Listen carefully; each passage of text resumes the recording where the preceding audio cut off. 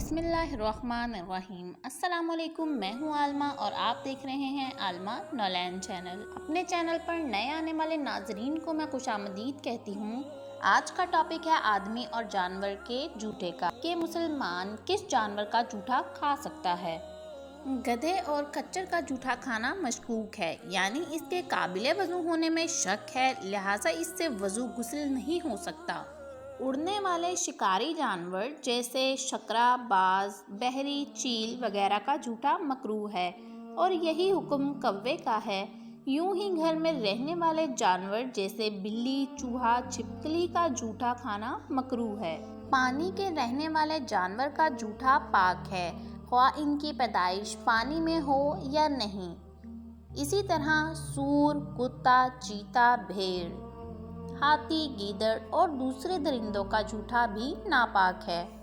इन मसाइल के साथ साथ कुछ मसले इस तरह से भी मिलते हैं कि जो मुर्गी जूठी फिरती और गलीज जगह पर मुंह डालती हो, इसका जूठा मकरूह है, और बंद रहती हो तो पाक है।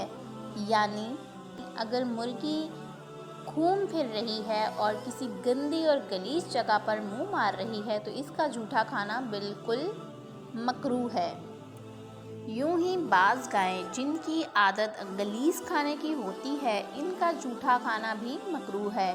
और अगर अभी निजासत खाई और इसी हालत में पानी में मुंह डाला, या बैल, भैंसे, बकरे ने हस्बे आदत मादा का पेशाब सूंघा और इससे इसका मुंह नापाक हो गया और इसी हालत में पानी में मुंह डाला, तो इन सूरतों में पानी नापाक हो गया। जिन जानवरों का गोश्त खाया जाता है, जो चौपाहे हों या परिंदे, इनका जूठा पाक है, जैसे गाय, बैल, भैंस, बकरी, कबूतर, तितर वगैरह। यूं ही घोड़े का जूठा भी पाक है। कुत्ते ने बर्तन में मुंह डाला तो अगर वो चीनी या धात का है या मिट्टी का, रोगनी है या इस्तेमाली, चिकना है तो 3 बार धोने से पाक हो जाएगा, वरना हर बार धोकर सुखाना ज़रूरी है। यूं ही चीनी के बर्तन में बाल हो या बर्तन में दराड़ हो तो 3 बार सुखाकर पाक होगा, फ़कत धोने से पाक ना होगा।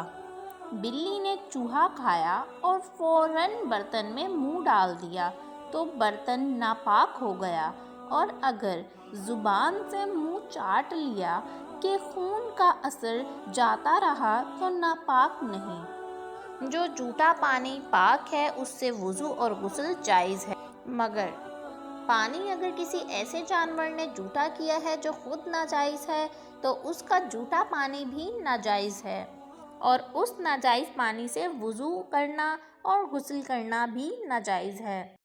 वीडियो अगर अच्छी लगी हो तो इसे सवाब की नीयत से प्लीज़ शेयर करना मत भूलिएगा। अपनी दुआओं में याद रखिएगा। अल्लाह ताला हम सब की मग़फ़िरत फरमाए। आमीन सुम्मा आमीन। जज़ाकल्लाहु खैरा।